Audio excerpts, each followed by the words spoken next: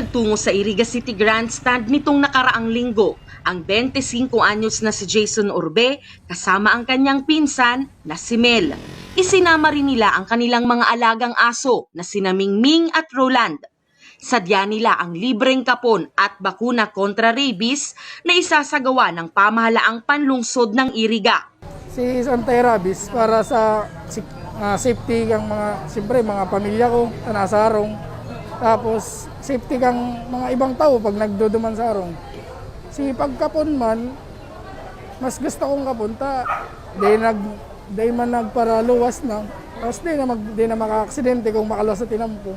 Tama yun na simtang pleasure and romance.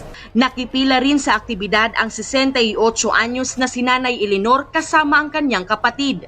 Libreng kapon at ligate naman para sa kanilang mga alagang pusa ang kanilang sadya. Budgetan mo din, pagkain nila, hindi naman pwede mga pis-pis-pis lang. Binibili pa namin yan, turay, na para sa kanila lang. Tapos 3 times a day pinakakain talaga. Libreng bakuna naman kontra rabies para sa alagang si Pencil ang ipinunta ni Tatay Ray. Nakatipid man po kamo, tatay? Ayuta libre. Guro ano ko ta yan inaabot sa iba? Mga 2,000 siguro. Ang libreng serbisyong ito, pinangunahan ng lokal na gobyerno, City Veterinary Office, katuwang ang College of Veterinary Medicine ng Central Bicol State University of Agriculture.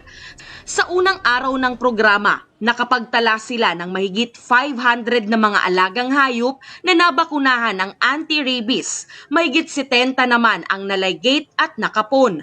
Namahagi rin ng libreng dog foods at vitamins ang isa sa mga pinagkakatiwalaang animal nutrition and healthcare supplier. So lahat ng mga vitamins for dogs so para magamit ng ating mga may alagang aso. Then also, nabigay tayo ng dog food, yung yam-yam, so para masubukan nila. Kanina, nagkaroon ng registration, so madaming pumila. So may registration yung LGU, then meron din kami para dun sa parang acknowledgement na nakapag-receive sila ng mga samples. So meron dun tayong mga attendance sheet. So lahat na nagpirma dito sa attendance sheet ng LGU, right after, pupunta po dun sa booth. Ayon sa City Veterinarian 4 na si Dr. Virtudes Nadal Rayel, importanteng may bitamina ang mga alagang hayop lalo pa ngayon na pabago-bago ang panahon. Isa raw kasi ito sa mga sanhi ng stress ng mga hayop. Sa ngayon, walang kumpirmadong kaso ng rabies sa Iriga City. Ayaw pa kitang confirm rabies case. Importante po yan para magka-igwasin ng panlaban sa helang na rabies.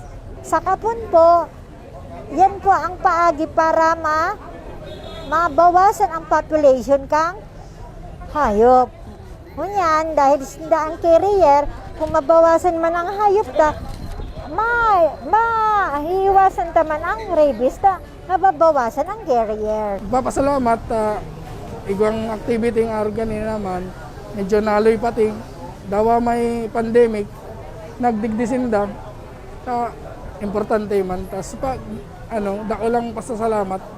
Salamat sa libreng pakapon at saka anti-rabies at saka sa mga sample na gamot dahil sa effort lang namin ang namin, pero wala kaming ginastos. Salamat ng marami sa nag-sponsor.